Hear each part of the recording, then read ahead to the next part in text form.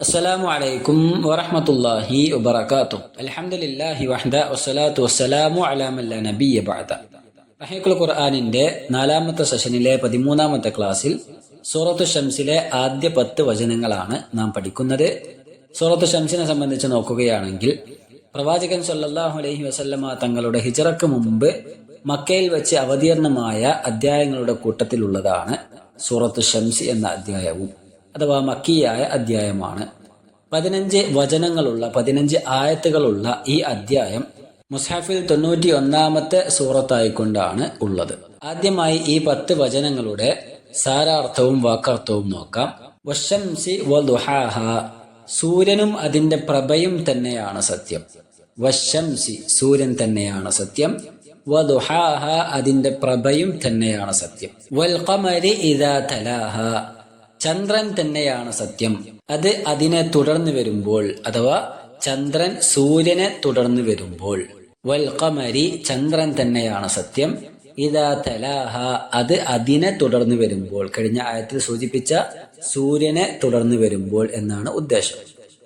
വന്നഹാരി ഇദാ ജല്ലാഹ, പകലിനെ തന്നെയാണ് സത്യം. അത് അതിനെ പ്രത്യക്ഷപ്പെടുത്തുമ്പോൾ. വന്നഹാരി, പകൽ തന്നെയാണ് സത്യം. ഇദാ ജല്ലാഹ, അത് അതിനെ പ്രത്യക്ഷപ്പെടുത്തുമ്പോൾ, അഥവാ സൂര്യനെ പ്രത്യക്ഷപ്പെടുത്തുമ്പോൾ എന്നാണ്.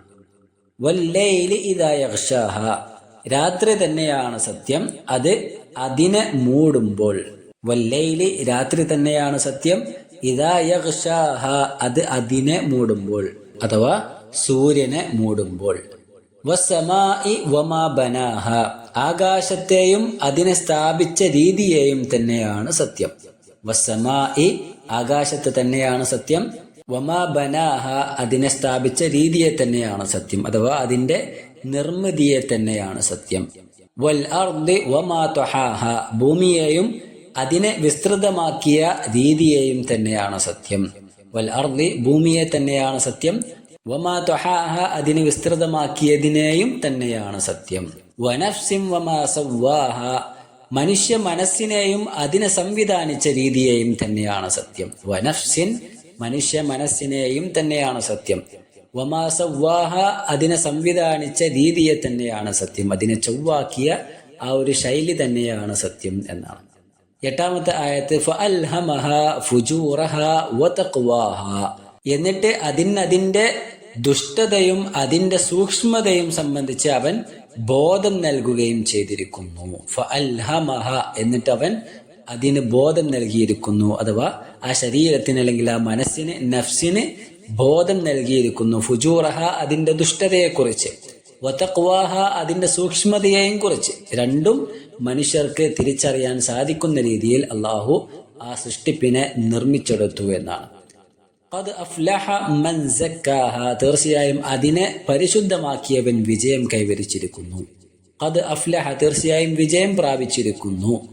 മൻ സക്കാഹ, അതിനെ പരിശുദ്ധമാക്കിയവൻ, അല്ലെങ്കിൽ അതിനെ വൃത്തിയാക്കിയവൻ, ആ മനസ്സിനെ വൃത്തിയാക്കിയവൻ. വഖദ് ഖാബ മൻ ദസ്സാഹ, അതിനെ കളങ്കപ്പെടുത്തിയവൻ തീർച്ചയായും നിർഭാഗ്യമടയുകയും ചെയ്തിരിക്കുന്നു. വഖദ് ഖാബ, തീർച്ചയായും നിർഭാഗ്യമടഞ്ഞിരിക്കുന്നു. മൻ, ഒരുത്തൻ. ആരാണത്? ദസ്സാഹ, അതിനെ കളങ്കപ്പെടുത്തിയവൻ, ആ മനസ്സിനെ കളങ്കപ്പെടുത്തിയവൻ. അപ്പോൾ ആ മനസ്സിനെ ശുദ്ധമാക്കിയവൻ വിജയിച്ചിരിക്കുന്നു. അതിനെ കളങ്കപ്പെടുത്തിയവൻ നിർഭാഗ്യമടയുകയും ചെയ്തിരിക്കുന്നു എന്നാണ്. കഴിഞ്ഞ അധ്യായങ്ങളിലെ പോലെ തന്നെ ചില സൃഷ്ടികളെ തൊട്ട് അല്ലാഹു സുബ്ഹാനഹു വതആല സത്യം ചെയ്ത് പറയുകയാണ് ഈ അധ്യായത്തിന്റെ ആദ്യ ഭാഗങ്ങളിലും ഉള്ളത്. എന്നിട്ട് അതിനുശേഷം 1-2 കാര്യങ്ങൾ മനുഷ്യരെ ഉണർത്തുക കൂടി ചെയ്യുന്നുണ്ട്.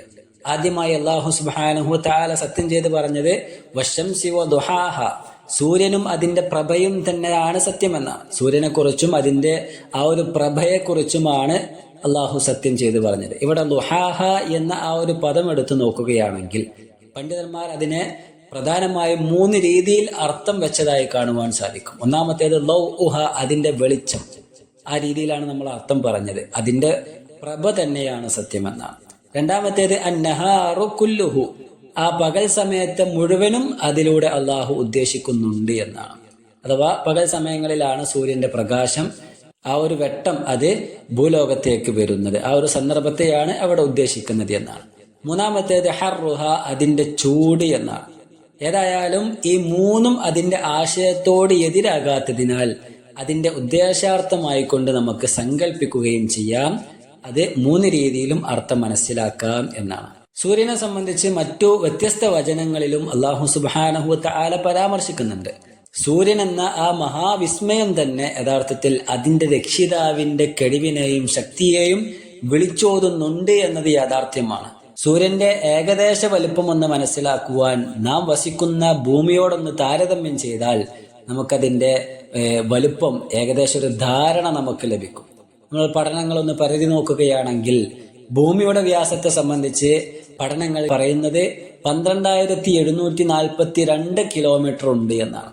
അതേ രീതിയിൽ സൂര്യന്റെ വ്യാസം ഒന്ന് നോക്കുകയാണെങ്കിൽ ഏകദേശം 13,91,000 കിലോമീറ്റർ വരെ സൂര്യന്റെ വ്യാസം ഏകദേശ കണക്കായിക്കൊണ്ട് രേഖപ്പെടുത്തിയതായി കാണുവാൻ സാധിക്കും. അതായത് വ്യാസത്തിൽ സൂര്യൻ ഭൂമിയേക്കാൾ 150 ഇരട്ടി വലുതാണ് എന്നാണ് അതിലൂടെ മനസ്സിലാക്കുവാൻ സാധിക്കുന്നത്. ഇനി അതേ രീതിയിൽ തന്നെ ഭൗതിക പ്രതലം നോക്കുകയാണെങ്കിലോ സൂര്യന്റെ പ്രതലം ഭൂമിയുടെ പ്രതലത്തിന്റെ 11,990 ഇരട്ടിയോളം ഉണ്ട് എന്ന് നമുക്ക് കാണുവാൻ സാധിക്കും.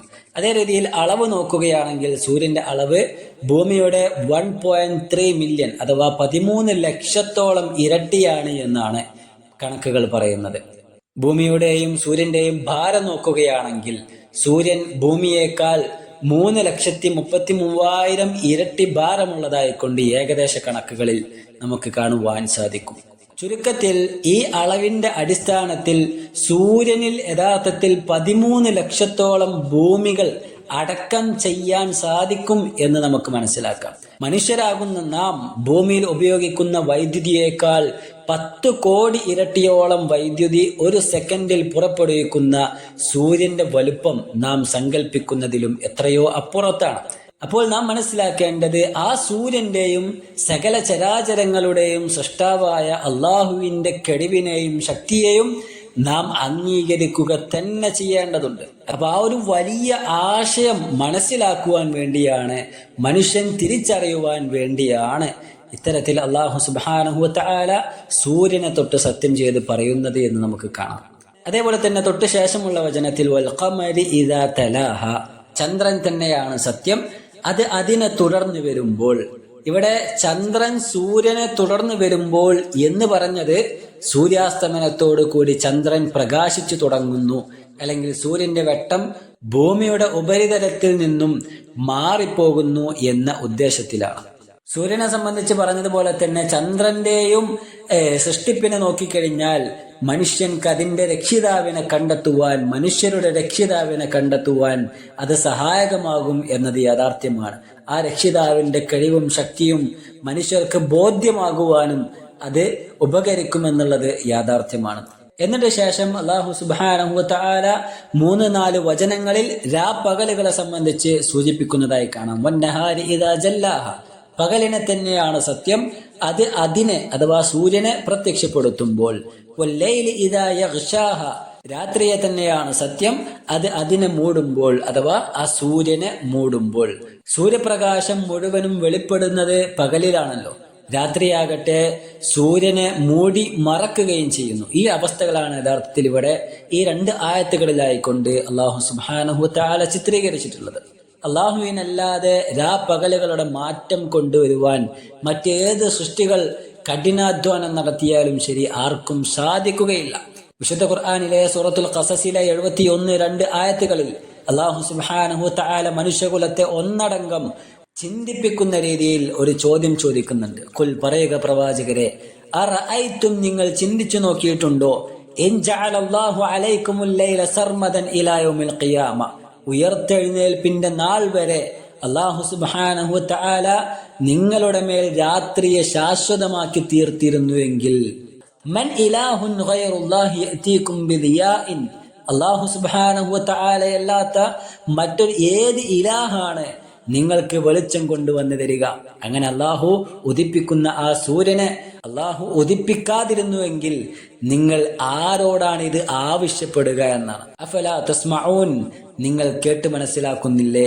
ശേഷം അള്ളാഹു വീണ്ടും ചോദിക്കുന്നു, ഖുൽ പറയുക പ്രവാചകരെ, അറഅയ്തും നിങ്ങൾ ചിന്തിച്ചു നോക്കിയിട്ടുണ്ടോ, ഇൻ ജഅലല്ലാഹു അലൈക്കുമുൻ നഹാറ സർമദൻ ഇലാ യൗമിൽ ഖിയാമ, അന്ത്യനാൾ വരെ അല്ലെങ്കിൽ ഉയർത്തെഴുന്നേൽപ്പിന്റെ നാൾ വരെ അല്ലാഹു സുബ്ഹാനഹു വ തആല നിങ്ങളുടെ മേൽ പകലിനെ ശാശ്വതമാക്കിയിരുന്നുവെങ്കിൽ, മൻ ഇലാഹുൻ ഗൈറുല്ലാഹി യഅതീകും ബിലൈലിൻ തസ്കുനൂന ഫീഹി അഫലാ തുബ്സിറൂൻ. അല്ലാഹു സുബ്ഹാനഹു വ തആല ചോദിക്കുകയാണ്, അപ്രകാരം അല്ലാഹു പകലിനെ ശാശ്വതമാക്കിയിരുന്നുവെങ്കിൽ ഏതൊരു ഇലാഹാണ് നിങ്ങൾക്ക് വിശ്രമിക്കുവാൻ ഒരു രാത്രി കൊണ്ടുവന്നു തരിക? അഫലാ തുബ്സിറൂൻ, നിങ്ങൾ കാര്യങ്ങൾ കണ്ട് മനസ്സിലാക്കുന്നില്ലേ? അപ്രകാരം രാത്രിയുടെയും പകലിന്റെയും പ്രത്യേകതയെ സംബന്ധിച്ച് മനുഷ്യർ ഉറ്റാലോചിക്കുവാൻ കൂടി വേണ്ടിയിട്ടാണ് സൂറത്തു ശംസിലെ 3-4 ആയത്തുകളിൽ അല്ലാഹു സുബ്ഹാനഹു വ തആല അവകളെ സംബന്ധിച്ച് സത്യം ചെയ്ത് പറയുന്നത് എന്നാണ്.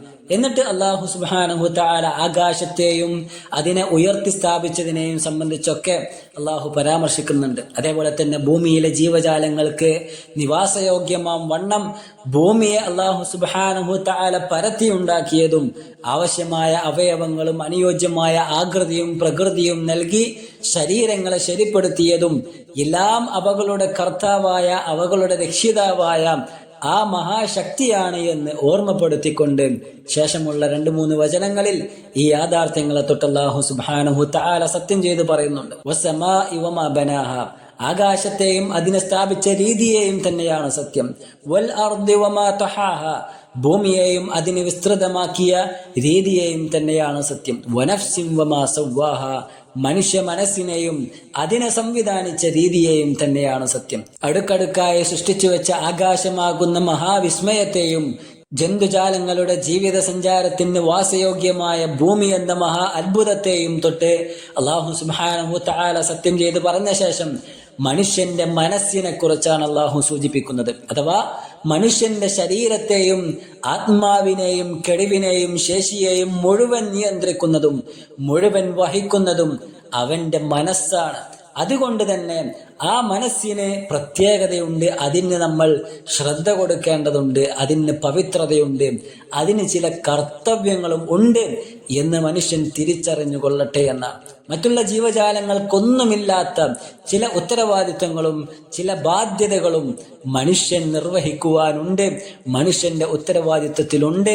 അത് വിശുദ്ധ ഖുർആനിലൂടെ അല്ലാഹു സുബ്ഹാനഹു വ തആല മനുഷ്യനെ വ്യത്യസ്ത സന്ദർഭങ്ങളിലായിക്കൊണ്ട് ഓർമ്മപ്പെടുത്തുന്നുമുണ്ട്. സൂറത്തുൽ അഹ്സാബിലെ 72-ാമത്തെ വചനത്തിൽ കാണാം, അല്ലാഹു പറയുകയാണ്, ഇന്നാ അറദനൽ അമാനത അലസ് സമാവാതി വൽ അർദി വൽ ജിബാൽ, തീർച്ചയായും നാം ആ ഒരു വലിയ ദൗത്യം, ഉത്തരവാദിത്വം, വിശ്വസ്ത ദൗത്യം ആകാശങ്ങളുടെയും ഭൂമിയുടെയും പർവ്വതങ്ങളുടെയും മുമ്പാകെ എടുത്തു കാട്ടുകയുണ്ടായി. എന്നാൽ അത് സ്വീകരിക്കുവാൻ, അത് വഹിക്കുവാൻ അവർ വിസമ്മതം കാണിക്കുകയുണ്ടായി. അതിൽ നിന്നും അവർ പേടിച്ച് മാറി നിൽക്കുകയും ചെയ്തു എന്നാണ്. വഹമലഹൽ ഇൻസാൻ, എന്നാൽ മനുഷ്യൻ അത് ആ ഉത്തരവാദിത്വം ഏറ്റെടുത്തു. ഇന്നഹു കാന ളലൂമൻ ജഹൂല, തീർച്ചയായും അവൻ കടുത്ത അക്രമിയും അവിവേകിയുമായിരിക്കുന്നു എന്നാണ്. അഥവാ ആ ഉത്തരവാദിത്വം നിർവഹിക്കാതിരുന്നാൽ, ആ ദൗത്യം അത് മനുഷ്യൻ പൂർത്തീകരിക്കാതിരുന്നാൽ ഏറ്റവും വലിയ അക്രമിയായും ഏറ്റവും വലിയ അവിവേകിയായി ചിത്രീകരിക്കപ്പെടുവാൻ അത് കാരണമാകുമെന്ന് ഈ വചനം നമ്മെ ഓർമ്മപ്പെടുത്തുന്നുണ്ട്. ആ ഒരു ഉത്തരവാദിത്വ ബോധ്യത്തോടു കൂടിയായിരിക്കണം മനുഷ്യൻ എപ്പോഴും ഭൗമോപരിതലത്തിൽ വസിക്കേണ്ടത് എന്ന് നാം മനസ്സിലാക്കുക.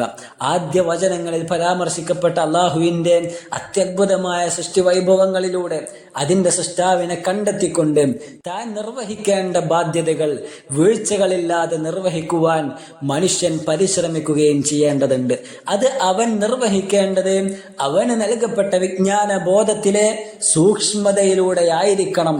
അതാണ് ശേഷം അല്ലാഹു സുബ്ഹാനഹു വ തആല പറഞ്ഞത്, ഫഅൽഹമഹാ ഫുജൂറഹാ വതഖ്വാഹാ, എന്നിട്ട് അതിന്റെ ദുഷ്ടതയും അതിന്റെ സൂക്ഷ്മതയും സംബന്ധിച്ച് അവൻ അവബോധം നൽകിയിരിക്കുന്നു എന്ന്. ഇത് യഥാർത്ഥത്തിൽ കഴിഞ്ഞ അധ്യായത്തിൽ സൂറത്തുൽ ബലദിലെ 10-ാമത്തെ വചനത്തിൽ നാം പഠിച്ച 2 ഹിദായത്തുകളെ സംബന്ധിച്ചാണ് ഇവിടെ സൂചിപ്പിക്കുന്നത്. 2 മാർഗങ്ങളെ സംബന്ധിച്ചാണ് പറഞ്ഞത്. വഹദൈനാഹുൻ നജ്ദൈൻ, 2 മാർഗങ്ങൾ നാം മനുഷ്യർക്ക് കാണിച്ചു കൊടുത്തു എന്ന് പറഞ്ഞു. ആ ഒരു മാർഗത്തെ സംബന്ധിച്ചാണ് ഇവിടെ അല്ലാഹു സുബ്ഹാനഹു തആല പറഞ്ഞു തന്നത്. തെളിഞ്ഞു നിൽക്കുന്ന 2 പാതകൾ മനുഷ്യർക്ക് അല്ലാഹു സുബ്ഹാനഹു തആല കാണിച്ചു തന്നിട്ടുണ്ട് എന്നത് ഈ വചനങ്ങളിലൂടെ നമ്മെ ഓർമ്മപ്പെടുത്തുകയാണ്. അതിന്റെ ദുഷ്ടതയിലേക്ക് കടന്നു പോകണമെങ്കിൽ അങ്ങനെയാകാം, അതല്ല അതിന്റെ സൂക്ഷ്മത എന്താണെന്ന് അന്വേഷിച്ചുകൊണ്ട് ശരിയായ മാർഗത്തിലേക്ക് തിരിഞ്ഞു പോരുവാനും മനുഷ്യർക്ക് സൗകര്യമുണ്ട് എന്ന് ഈ വചനങ്ങളിലൂടെ അള്ളാഹു നമ്മെ ഓർമ്മപ്പെടുത്തുന്നു. മൊത്തത്തിൽ ഇക്കഴിഞ്ഞ 7-8 വചനങ്ങളിലായിക്കൊണ്ട് അള്ളാഹുവിന്റെ സൃഷ്ടി വൈഭവങ്ങളിലെ ഒട്ടനേകം ശ്രേഷ്ഠതകളും മഹത്വങ്ങളും അടങ്ങിയ 7 സൃഷ്ടികളെ സംബന്ധിച്ചാണ് അള്ളാഹു പരാമർശിച്ചത്. ഒന്നാമത്തേത് അശംസ്, സൂര്യനെ സംബന്ധിച്ചാണ്. രണ്ടാമത്തേത് വൽ ഖമർ, ചന്ദ്രനെ സംബന്ധിച്ചാണ്. 3 അൽ-ലൈൽ, രാത്രിയെ സംബന്ധിച്ചാണ്. 4 വന്നഹാർ, പകലിനെ സംബന്ധിച്ച്. 5-ാമത്തേത് വസ്സമാ, ആകാശങ്ങളെ സംബന്ധിച്ച്. 6-ാമത്തേത് വൽ അർദ്, ഭൂമിയെ സംബന്ധിച്ച്. 7-ാമത്തേത് വന്നഫ്സുൽ ബശരിയ, മനസ്സിനെ സംബന്ധിച്ചാണ് അല്ലാഹു സുബ്ഹാനഹു തആല പരാമർശിച്ചത്. ഇപ്രകാരം ഈ സൃഷ്ടി വൈഭവങ്ങളെ സംബന്ധിച്ചെല്ലാം പരാമർശിച്ച ശേഷം, അതിനെ സംബന്ധിച്ച് അല്ലാഹു സത്യം ചെയ്ത് പറഞ്ഞ ശേഷം മനുഷ്യകുലത്തെ ഒന്നടങ്കം പിടിച്ചു കൊടുക്കുന്ന 2 മഹാതത്വങ്ങൾ ഓതിത്തരികയാണ് അടുത്ത വചനങ്ങളിലായിക്കൊണ്ടുള്ളത്. ഖദ് അഫ്ലഹ മൻ സക്കാഹ, തീർച്ചയായും അതിനെ പരിശുദ്ധമാക്കിയവൻ വിജയം കൈവരിച്ചിരിക്കുന്നു. മനസ്സിനെ പരിശുദ്ധമാക്കിയവൻ വിജയിച്ചിരിക്കുന്നു. വഖദ് ഖാബ മൻ ദസ്സാഹ, അതിനെ കളങ്കപ്പെടുത്തിയവൻ, മനസ്സിനെ കളങ്കപ്പെടുത്തിയവൻ തീർച്ചയായും നിർഭാഗ്യമടയുകയും ചെയ്തിരിക്കുന്നു എന്നാണ്. ഈ വചനങ്ങളിൽ അല്ലാഹു സുബ്ഹാനഹു തആല ചൂണ്ടിക്കാട്ടിയ 2 മൗലിക യാഥാർത്ഥ്യങ്ങൾ അത് വളരെ ശ്രദ്ധേയമാണ്. ഇവിടെ മനസ്സിനെ പരിശുദ്ധിപ്പെടുത്തുക എന്നതുകൊണ്ട് ഉദ്ദേശിക്കുന്ന ഏറ്റവും പ്രധാനമായ കാര്യം എന്താണെന്നാൽ, ശിർക്ക്, കുഫ്ർ പോലുള്ള വൻപാപങ്ങളിൽ നിന്നും മറ്റു തിന്മകളുടെ ലാഞ്ചനകളിൽ നിന്നുമെല്ലാം തന്റെ സ്വന്തത്തെയും മനസ്സിനെയും ശുദ്ധിയാക്കുകയും വൃത്തിയാക്കുകയും ചെയ്യുക എന്നതാണ്. അഥവാ ജീവിതത്തിൽ ചാഞ്ഞു പോയേക്കുവാൻ സാധ്യതയുള്ള എല്ലാ തിന്മകളെയും എല്ലാ വേണ്ടാത്തരങ്ങളെയും കരുതി വെക്കുകയും മതാധ്യാപനങ്ങൾ കൃത്യമായി പഠിക്കുകയും പിൻപറ്റുകയും ചെയ്തുകൊണ്ട് അതിന്റെ അടിസ്ഥാനത്തിൽ ഓരോന്നിനെയും വിലയിരുത്തുകയും ചെയ്യുക എന്നതാണ്. ജനങ്ങൾ എന്തു ചെയ്യുന്നു എന്നതും മനസ്സിൽ എന്തു തോന്നുന്നു എന്നതിലും അപ്പുറം ദീൻ അനുശാസിക്കുന്ന കാര്യങ്ങൾ തിരിച്ചറിയുകയും അള്ളാഹുവിന്റെ അതിർവരമ്പുകൾ മനസ്സിലാക്കുകയും ചെയ്തുകൊണ്ട് സ്വന്തത്തെ ശുദ്ധീകരിച്ചെടുക്കുകയാണ് ഒരു വിശ്വാസി ചെയ്യേണ്ടത്. ബാഹ്യമായി അശുദ്ധമായവയിൽ നിന്നും ശരീരത്തെ ശുദ്ധിയാക്കി എടുക്കുന്നതിനേക്കാൾ പ്രാധാന്യമാണ് യഥാർത്ഥത്തിൽ ആന്തരികമായി ശരീരത്തെ ശുദ്ധിയാക്കിയെടുക്കുക, വൃത്തിയാക്കിയെടുക്കുക എന്നത്. ബാഹ്യമായ ശുദ്ധീകരണവും ആവശ്യം തന്നെയാണ്, അത് വിശ്വാസിക്ക് അനിവാര്യവുമാണ്. എന്നാൽ ആന്തരിക ശുദ്ധിയില്ലാത്തവന് കേവലം ബാഹ്യ ശുദ്ധീകരണം കൊണ്ട് മാത്രം മതപരമായി പ്രത്യേകിച്ച് ഒരു ഫലവും ഉണ്ടായിക്കൊള്ളണമെന്നില്ല. അതിനാൽ ആന്തരികാവയവങ്ങളിലൂടെ നിറഞ്ഞൊഴുകിക്കൊണ്ടിരിക്കുന്ന അഴുക്ക് ചാലുകൾ ശുദ്ധീകരിച്ചെടുക്കാൻ ബോധപൂർവം നാം ഇറങ്ങിത്തിരിക്കേണ്ടതുണ്ട്. അതിനുള്ള മാർഗം പ്രവാചക അധ്യാപനങ്ങളിൽ നിന്നും നമുക്ക് മനസ്സിലാക്കാവുന്നതുമാണ്. തെറ്റാണെന്ന് തോന്നുന്ന കാര്യങ്ങൾ പോലും വെടിയലാണ്, അതിൽ നിന്നും മാറി നിൽക്കലാണ് യഥാർത്ഥത്തിൽ വിശ്വാസികൾക്ക് ഉത്തമമായിട്ടുള്ളത്. അതേ രീതിയിൽ തന്നെ തെറ്റോ ശരിയോ എന്ന് സംശയമുണ്ടാക്കുന്നവയിൽ നിന്നും വിശ്വാസി അകന്നു നിൽക്കേണ്ടതുണ്ട്, നാം മാറി നിൽക്കേണ്ടതുണ്ട് എന്നാണ്. നുഅ്മാൻ ഇബ്നു ബശീർ റളിയല്ലാഹു തആല അൻഹു ഉദ്ധരിക്കുന്ന ഒരു ഹദീസ് നമുക്കൊന്ന് വായിച്ചു നോക്കാം. പ്രവാചകൻ സല്ലല്ലാഹു അലൈഹി വസല്ലമ തങ്ങൾ പറയുകയാണ്, ഇന്നൽ ഹലാല ബയ്യിനുൻ, തീർച്ചയായും ഹലാൽ അഥവാ അനുവദനീയമായുള്ള കാര്യങ്ങൾ അത് വളരെ വ്യക്തമാണ്. വ ഇന്നൽ ഹറാമ ബയ്യിനുൻ, ഹറാമായുള്ള കാര്യങ്ങൾ, നിഷിദ്ധമായുള്ള കാര്യങ്ങൾ അതും വളരെ വ്യക്തമാണ്. എന്നാൽ വബൈനഹുമാ മുഷ്തബിഹാത്ത് ലാ യഅലമുഹുന്ന കസീറു മിനൻ നാസ്, ഭൂരിഭാഗം ജനങ്ങൾക്കും അറിയാത്തതായ ഹലാലിന്റെയും ഹറാമിന്റെയും ഇടയിൽ ചില സാമ്യതകളോടുകൂടി നിലനിൽക്കുന്ന കുറെ കാര്യങ്ങളുണ്ട്. ഹലാലാണോ ഹറാമാണോ എന്ന് വ്യക്തമായി തിരിച്ചറിയാൻ കഴിയാത്ത കാര്യങ്ങൾ. ഫമനിത്തഖ ശുബ്ഹാത്ത്, അത്തരത്തിലുള്ള ശുബ്ഹാത്തുകൾ സാദൃശ്യം വെച്ച് പുലർത്തുന്ന ഇത്തരത്തിലുള്ള കാര്യങ്ങളിൽ സൂക്ഷ്മത പുലർത്തുന്നത് ആരാണോ, ഇസ്തബ്റ അലിദീനിഹി, അവൻ അവന്റെ മതത്തെയും വഇർദിഹി, അവന്റെ അഭിമാനത്തെയും അവൻ സംരക്ഷിച്ചിരിക്കുന്നു എന്നാണ്. എന്നാൽ വമൻ വഖഅ ഫി ശുബ്ഹാത്ത്, ഇത്തരത്തിലുള്ള ശുബ്ഹത്തുകളിൽ ആരെങ്കിലും പോയി ചാടിക്കഴിഞ്ഞാൽ വഖഅ ഫിൽ ഹറാം, അവൻ ഹറാമിൽ ചെന്ന് പതിച്ചിരിക്കുന്നു എന്നാണ്. എന്നാൽ റസൂലുള്ളാഹി സ്വല്ലല്ലാഹു അലൈഹി വസല്ലമ തങ്ങൾ ഒരു ഉപമ കൂടി അവിടെ പഠിപ്പിച്ചു തരുന്നുണ്ട്.